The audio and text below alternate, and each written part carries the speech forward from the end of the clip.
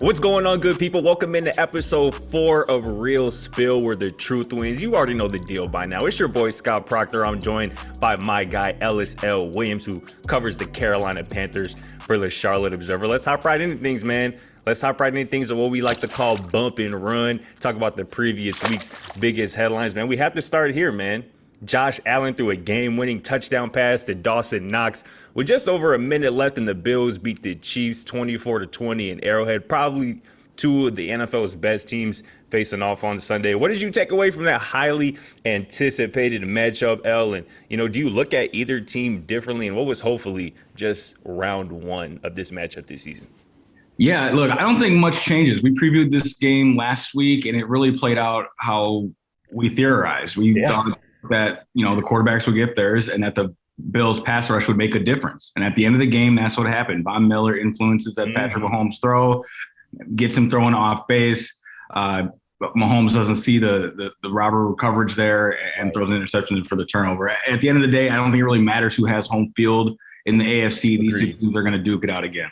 Agreed. As somebody like myself who has the Chiefs winning it all this season, I'm not too worried about that loss. I don't expect Patrick Mahomes to, throw two uncharacteristic interceptions, one in the first half in the red zone that was really uncalled for, and then the one that you just mentioned there late to kind of seal it. I don't expect him to make those mistakes if these two teams meet in the playoffs, so I still like the Chiefs as well. But Von Miller would be the guy to be that difference in the potential, playoff rematch. That's something obviously the Bills didn't have last year, but he's somebody who can completely wreck a game, and obviously we've seen Mahomes and the Chiefs struggle in years past when you can get consistent pressure on him. So that's going to be something to watch.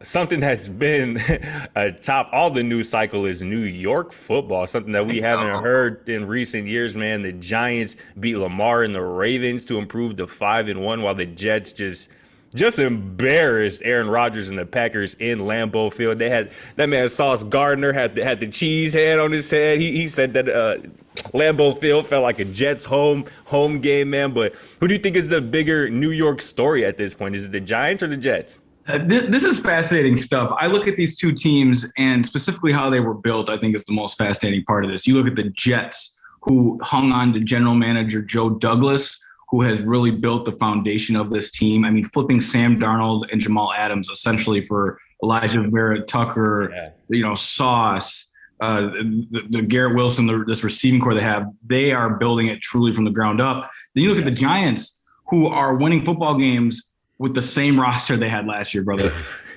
It's crazy. Riddle me that. And the only thing that makes us better is if coaching to do.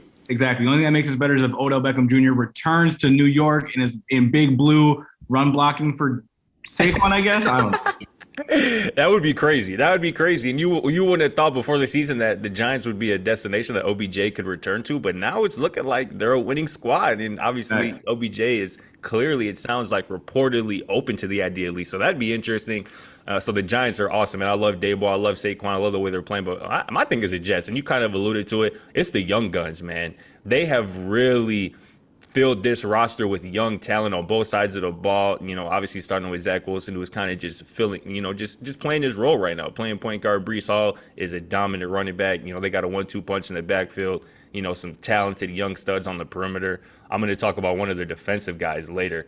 But Scott, what's up? Real quick, I know we're trying to move through this, but it sounds like you're on Zach Wilson Island. Like, is this your guy? So check it out, and I do remember you saying a couple weeks ago that you were, we're gonna take the wait and see approach, and I am in this Zach Wilson camp. I mean, it's looking all right now, and obviously if you look at his stats, it's not gonna blow you away. I mean, He hasn't. I'm pretty sure he might even have just as many interceptions as passing touchdowns this season, although he's added a couple on the ground, but. He's really just, and I like what I've seen because he's not getting in the way. He's not losing them games, and right now he just wants to, what he should be wanting to do is just get comfortable with this offense, and until they need him, just play the role that he's been playing, and handing the ball off, not turning the ball over as much, and just leading this team that's built at this point on this running game and defense, which is a pretty good formula, my man. So yeah, I'm on the Zach Wilson train. That could change any moment now, but I'm excited for his future for sure. Yeah, and I don't blame you. Like, again, in this industry, you'd rather be early and then look what it was like with Josh Allen, right? Like, you need to build the team around the kid and then let him mature. Exactly. And I love that you mentioned Josh Allen because people like to forget that Josh Allen was not good as a rookie. He wasn't even very good as his second year pro. And, you can look even as a more recent example with Tua Tagovailoa. He was one of the most criticized quarterbacks the last couple of years. And now, obviously, before his injury, the first couple weeks of this season, you get him some weapons. You put some real talent around him like the Jets have done with Zach Wilson. And you can see a different quarterback. So I expect something similar with Wilson. But let's hop right into the big spill, man. Today's big spill, we had the pleasure of talking with the Athletic's Kalyn Kahler about nepotism in the NFL and the lack of diversity in NFL coaching. We're joined today by a special guest. She's a senior NFL writer at The Athletic, Kalyn Kahler. Kalyn, thanks so much for joining us. How are we doing today? Good. How are you guys? I'm doing well. We got some interesting stuff to talk about today. You wrote an excellent piece back in January for Defector about the issue of nepotism in the NFL. One of many interesting nuggets of information you had in that piece was the fact that 14% of all NFL coaches are related biologically or through marriage to current or former NFL coaches. That's as of March of 2021. And, to kind of amplify that point, the league averages 3.4 coaches per team who are related to a current or former NFL head coach. So, I say that to ask this: how prevalent is nepotism among NFL coaches, and how problematic is that for a league that's players is 60% black, but NFL coaches are 75% white? What do you make of all that? Yeah, it's really common. And I think, obviously you said the numbers that I actually had to look that up on my own because it didn't exist anywhere. Right. And I'm like, should I do it again this year? But I know it's just going to kind of be the same number. I don't think it really went down, although it may have slightly because John Gruden's staff in Vegas was really pulling a lot of weight there. They had 4 father-son combos, led the league in father-son combos on the same staff last season. So now that Gruden is no longer a head coach, maybe it's less than 14%. And also Mike Zimmer's staff got dissolved. So although, Adam Zimmer is now in Cincinnati and Clint Kubiak is still employed. I think he's in Denver again. So a lot of these guys just find new jobs, but it is super prevalent. And I wanted to look into it because everyone talks about it. And if you Google these different guys, for example, there was a story about Bill Belichick that ESPN did recently and about his sons on his staff. And usually the types of things you'll find is just feel good stories about how it's so cute that you have your son on your staff. And while I agree, it's cute and, fun, it doesn't really get into how that impacts the rest of the hiring in the NFL. And so, we already have, as you just mentioned, the majority of NFL coaches are white. And so if you, extrapolate from there, how does the majority stay the majority? By hiring literally their relatives. So that's why it's a problem, because there are plenty of examples of Black coaches hiring their relatives as well, but they're the minority for coaches. So it's not to the degree that the white coaches are doing it. And so I think that's why it's important, because the league has really made an effort to look at all the barriers to hiring minorities in coaching positions. And one of those barriers is very clearly the nepotism angle. And it's not, and this story was really strictly, I kept it a narrow focus to blood relatives, marriage relatives to current or former NFL coaches, because otherwise, if you start looking at it as neighbors or, these guys were friends for a long time, there are obviously different forms of nepotism. Yeah, there's different forms of nepotism outside of familial relations. So I kept it really narrow because the other ones are really hard to kind of concretely identify. But one of the other big barriers is agent connections. There are, a few select agents and agencies that really control the most important positions hiring. And it's if you're not represented by one of them, it can be tough to get a job. And you'll see a lot of times a head coach and a GM will have the same agent. And that's because that agent is kind of orchestrating it. And also naturally, if you share an agent with someone else, you probably know them, you've probably met them before and you're close to them. So the league is also kind of looking at the agent angle as well and trying to see how they can make things a little bit more fair there. That makes a lot of sense. Go ahead, El. Yeah, the only thing I really have to add to this, and Kalyn hit on it towards the end there about how there are so many different forms of nepotism.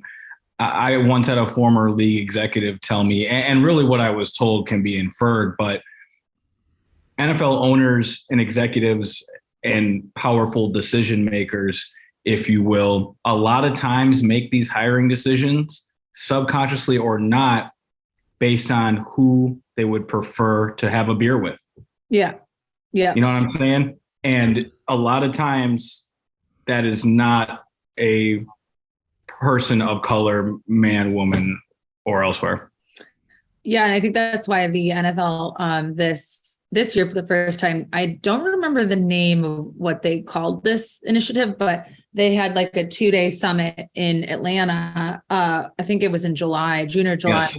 Yeah, where each team got to nominate a couple minority or female candidates, and they got to go spend time with owners and really get some face time with NFL owners. And I don't know if that's going to help or not. I talked to a couple people who went to it who had positive reviews, and these are people who have been very jaded of the process before. So I think it's a good step at least, but it does really come down to the owners like policing themselves on their own bias, which I think a lot of them aren't fully aware of, or if they are, they don't have anyone to sort of check them on it.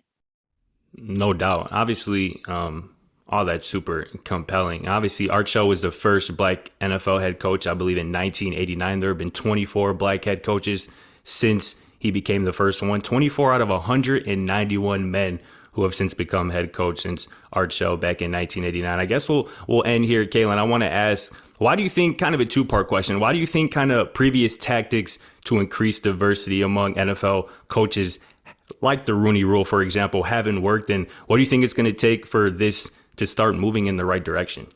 The first one is tough. I think there's a couple of reasons there. And it reminds me of, I think so originally it was just for head coaching positions. And I think also general manager is what the Rooney Rule applied to. But when you look at, and the league does do an annual coaching mobility report, which is interesting to read because it does kind of look at the pipeline of what assistant coach positions, which coordinator positions are the ones that are most getting hired for the head coaching jobs. Because when you look at those, I think they need to police those with the Rooney Rule as well. And they did extend it to the coordinator role 2 years ago, I believe, in maybe 2021 or 2020. They extended it to the coordinator position as well, which is important because whoever is becoming a coordinator is likely who is becoming a head coach, and particularly on the offensive side of the ball. And I do know there's been a couple new initiatives as well. I think there's one this year to put a minority candidate kind of shadowing the quarterbacks coach.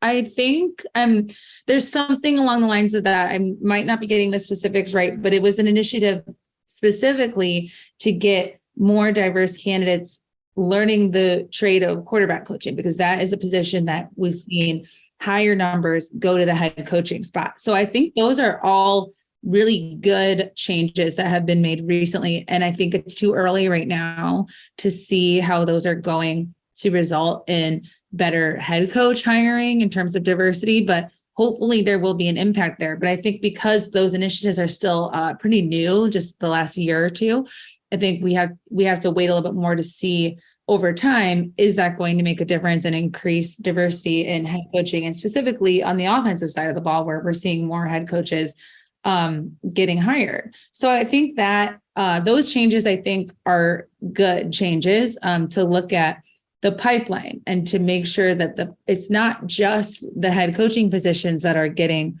looked at under the Rooney Rule, and making sure that the interview process is fair, but it's everything underneath that.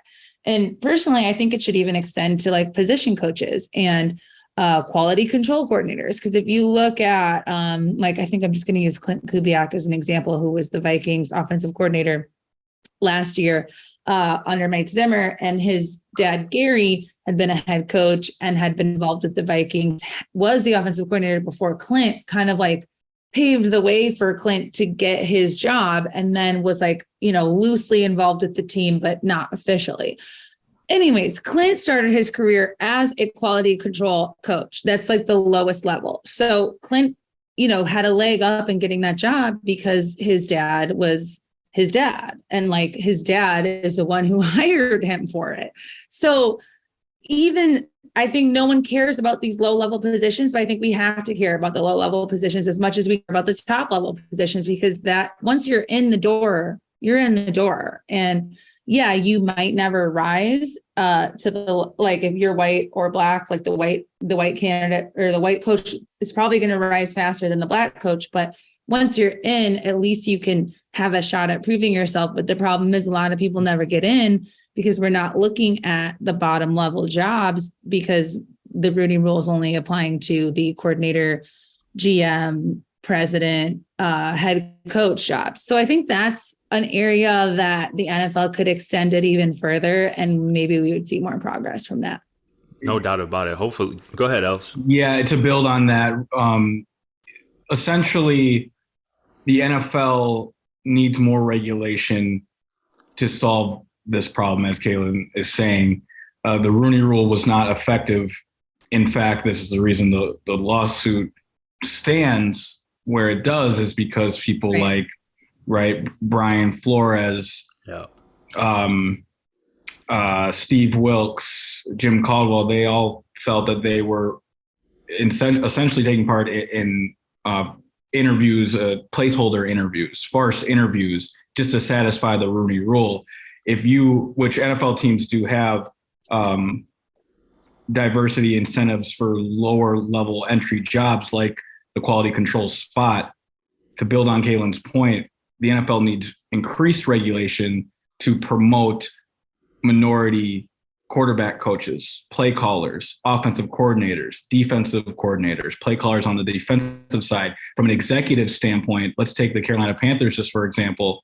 General manager Scott Fitterer, when he got this job, and still when he is written and spoken about, one of the first things you see on that list where people say is he was a part of the Seattle Seahawks brass that found Russell Wilson, right? Brett Veach is a part of the Kansas City Chiefs organization or brass that found Patrick Mahomes. So getting more diversity inside the player personnel side of scouting and front office work can also streamline this. Essentially, we're discussing a systemic disenfranchisement of minority candidates throughout the NFL.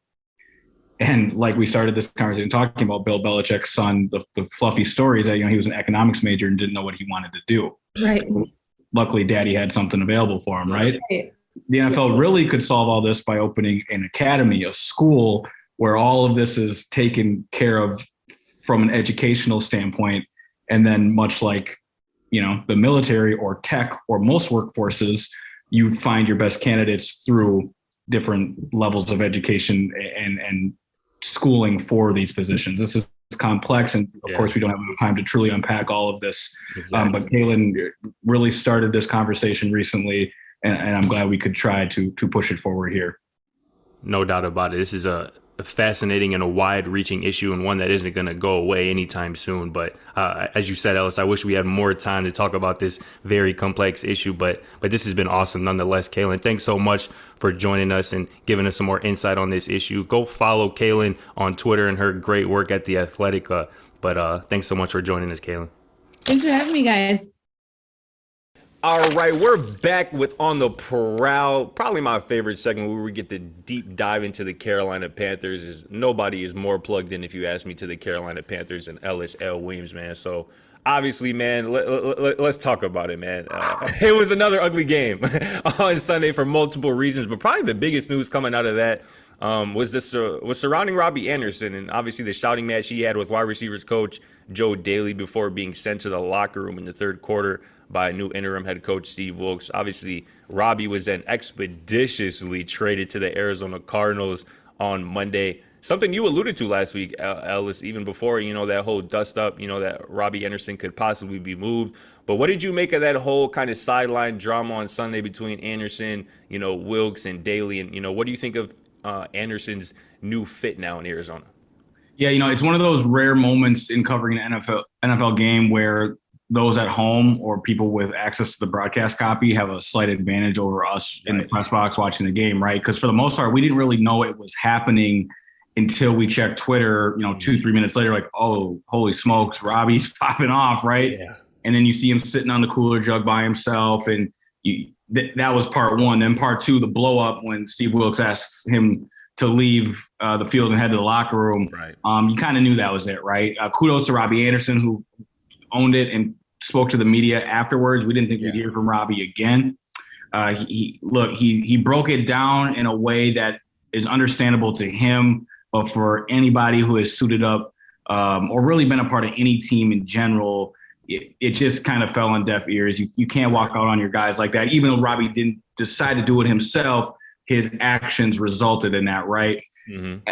Really, Scott, this boils down to just the frustration this whole wide receiver room has likely been feeling all year, right? I mean, these guys want the football. Who wouldn't? Especially when you have talent like DJ Moore and Robbie Anderson, a second-year guy in Terrace Marshall that they're trying to figure out, a veteran in Rashard Higgins, a slot guy in Shi Smith. He's a second-year guy. And just none of them get the football because the passing game is behind, to say the least. So that is Sunday. Then Monday, we find out that Hollywood Brown of the Arizona Cardinals is dealing with a foot injury.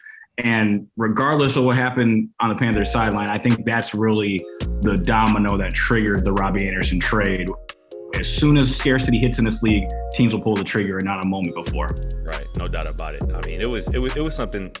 It was something to behold, obviously, that whole drama on Sunday. And something that I wanted to touch on, too, obviously, when we're talking about nepotism and the lack of diversity in NFL head coaches, it just kind of rubs me the wrong way. And I like Robbie Anderson a lot. I think he's a good person from what I can tell is a completely outside perspective. And obviously, I like his game on the field as well. But it just kind of rubs me a wrong way that, after firing a white head coach, you have a black interim head coach, you have a black wide receivers coach, and, you end up getting into a shouting match and end up getting kicked off. And obviously this is all in the spotlight, for everybody to see. And I don't know. I just don't think it gives the best look for a league that, as we're talking about, already has a lack of representation, of black men in NFL head coaching and even, assistant coach coordinating roles, and just kind of see that dust up. And obviously Robbie Anderson isn't thinking about that in the moment, right? He's thinking about ball. He wants the ball. He wants his team and his offense to succeed, and he's not thinking about those other components. But I just think it's something to, to keep an eye on, or to keep in your mind when you're these NFL players and you have such influence, especially in a situation like that. But it's a great point, Scott. It's a great point. No doubt about it. Talking about, obviously, with Robbie Anderson being moved, it might not be the last deal. What's the sense that you get that the Panthers will kind of make another deal moving forward here before the deadline, whether that be, Christian McCaffrey, DJ Moore, or maybe somebody else on the defensive side of the ball? Yeah, man. The trade deadline is November 1st. I won't be sleeping much until then. And not because there's going to be this robust amount of action. It's just all this speculation, right? I don't know how NBA writers do it in the summer, because I wouldn't be able to enjoy myself, man. Because that's all we're dealing with here, right? Yeah. CMC, Brian Burns, DJ Moore, Derek Brown, all names executives around the league have reached out about. I can confirm those reports. I also can confirm the Panthers want at least a first-round pick and an early day 2 pick, second, third round. 2 first-round picks would blow them out of the water. Right. Nobody is getting that, but yeah, it'd be nice. Right? No one's going to go there yet. But Scotty Bands, I will say this: it's kind of what I just said about Robbie, right? Urgency does the work of reason. Yep. We don't know who could get hurt. True. We don't know what sort of mood a contender could be in after Halloween, right? It could start getting really, really scary, like the things I see in the movies. All it takes is one person to pull that trigger. CMC has a very affordable contract for this season. It gets tricky after this year, but if someone's trying to bring him in on a 4-month rental and are willing to give up the assets for it, I could see the Panthers pulling the trigger, but it's unlikely at this point. No doubt about it. It's going to be something to watch, and I wouldn't be completely surprised. And again, if you said it, all it could take is an injury. Another team's, a contending team's running back go down, and that might be all it takes. So that's going to be something to watch. We'll move on here to probably my favorite segment, man, Nickel and Dime, man. Talk about who was not even worth a nickel last week and who was a damn 10, man. You can start it off, man. Who was your dime last week, man? Talk to me. All right, look. there might be a little homer in me here, but I'm giving my dime to the Minnesota Vikings, specifically Justin Jefferson and his victory formation, Shawn Michaels springboard kick up. As I didn't know that he does that every week or every win. Apparently, I just peeped that for the first time on Sunday. See, and it was the first time it made its rounds, right? That's Twitter for you. It doesn't happen until it goes viral. Yep. That's hilarious. These Minnesota Vikings are riding that new wave of energy. It's fun to see. And more importantly, as you can attest to, the rest of the NFC North is really trying to figure itself out. I got to give my dime to the Vikings, specifically that coaching staff, and then Justin Jefferson doing his thing for the world to finally see. Absolutely, man. They're in a great spot right now at 5-1. Obviously, everybody's expecting the Philadelphia Eagles to kind of run away with the number one seed in the NFC. But I mean, if the Eagles slip up, the Vikings are going to be in prime position. And obviously, the Eagles had the tiebreaker over them after beating them on Monday Night Football a few weeks ago. But still, the Vikings should end up, a top three at worst seed in the NFC. So I'm excited about them. My dime, I got to go with another defensive demon, man. I kind of alluded to it earlier, man. Quinnen Williams of the New York Jets. This man is a monster. A true monster. Check it out, man. This man had 3 tackles, 2 quarterback hits, a sack, a TFL, a forced fumble, a blocked field goal in one half of football. He's the second player since 2000 to have those, stats in just one half of football. He has 5 sacks this season, which is the most among defensive tackles, more than Aaron Donald, more than Dexter Lawrence. So this man, Quinnen Williams, is a monster. He had Aaron Rodgers and that Packers offense in a blender on Sunday in Lambeau Field. So Quinnen Williams is my dime of the week. I'm going to go to my nickel, man. It's Cliff Kingsbury. Because what the hell are you doing? And what the hell is the Cardinals? What the hell? I mean, you just got paid if you're Cliff Kingsbury this offseason. You just got paid. And now the Cards are averaging 4.8 first half points this season. That's dead last in the NFL behind everybody. This is dead last. And to make matters worse, they only have 3 first quarter points all year. Yeah. 3 first quarter points, and they just got that on Sunday against the Seattle Seahawks, a game that they also inexplicably lost. So Cliff Kingsbury is my nickel. He needs to figure his stuff out. He needs to figure this Cardinals offense out. But talk to me about yours, man. What's up? Similarly, the Carolina Panthers passing game needs to figure their stuff out. I tweeted the drive charts for both the Cardinals and Panthers from this past week, and all I said was same, but more, meaning the Panthers ran a league low 44 plays this week. The Chargers, including overtime, ran 83 offensive plays. It's a damn shame. Marinate on that for a second. Almost twice as many. It's a damn shame. It's a damn shame. And then the Cardinals drive chart, field goal on the first drive, just like the Panthers, field goal. And then, brother, all you see is a mixture of punts and turnovers. Right. What are we doing? Man, not a whole lot. Not a whole lot. This is courtesy of the Underdog Football Show. PJ Walker's average depth of target was negative 0.1 yards, brother. We can end the show, dude. I got to watch this for 11 more weeks, man. Pray for your boy. Man, it's gonna be interesting. It kind of I wanted to ask you this earlier, but we ran out of time a little bit. We can save it for another time. But it kind of seems like the Panthers are racing to the number 1 overall pick in the 2023 NFL Draft. But that's a discussion for another day. We'll talk about next week as we run through our 2-minute offense real quick, man. Preview a couple matchups. Colts at Titans next week. Colts coming off of a huge, kind of at the buzzer win over the Jags. Titans coming off a bye. Who do you like in that one? Give me these AFC South games are impossible to predict, brother. Seriously. You know what I mean? Matt Ryan looked like his old self. But give me the Titans, because they're at an interesting point where Ryan Tannehill, Derrick Henry got to figure this out, or we might start hearing about Malik Willis in the near future. That's a fact. I wouldn't be opposed to seeing Malik Willis here soon, but I actually like the Titans as well this week. I think Derrick Henry started to look like himself right before the bye. I think with a bye, he gets fresh legs again. So I like the Titans on Sunday. How about Browns, your former team, the Cleveland Browns, at Baltimore, facing Lamar Jackson and the Ravens? Who you liking that one? Bro, the Ravens couldn't catch the Browns at a better time. The Ravens offense is a mess. The Browns defense literally cannot stop anyone. Bailey Zappi puts up 309. Forced him. He was almost my dime of the week. Yeah, if we could go back in time, perhaps that's what I would have done too. I mean, it's sad out there in Cleveland. Deshaun Watson can't save this. Give me the Ravens, man, and Lamar's going to get back on track. We're going to agree here again. I think I expect the Ravens to get back on track after, a couple weeks, particularly of Lamar's play not being up to par. But yeah, I like the Ravens. There's not much to be excited about the Browns, if you ask me. But last matchup here, Chiefs coming off the emotional somewhat loss in Arrowhead on Sunday, going to San Francisco to play Jimmy G and the 49ers. Who do you like in that matchup?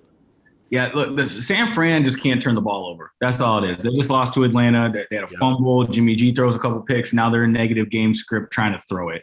If they hold on to the football, it's going to be a close game, but you can't envision Patrick Mahomes losing back-to-back games, right? Exactly. And that's the reason I'm going with the Chiefs. I don't expect them to lose back-to-back like you just said. I expect this game to be tight. I expect the 49ers to play better after, a letdown last week in Atlanta, but give me the Chiefs. But that's going to do it for us, man. For episode 4 of Real Spill, where the truth wins. Thanks for tuning in. It's your boy, Scott Proctor. And for Ellis L. Williams, we'll catch you next time. Thanks for watching. Feel free to check out our other videos and don't forget to smack that subscribe button down below while you're at it. Also, for more great and original content, head right over to bvmsports.com.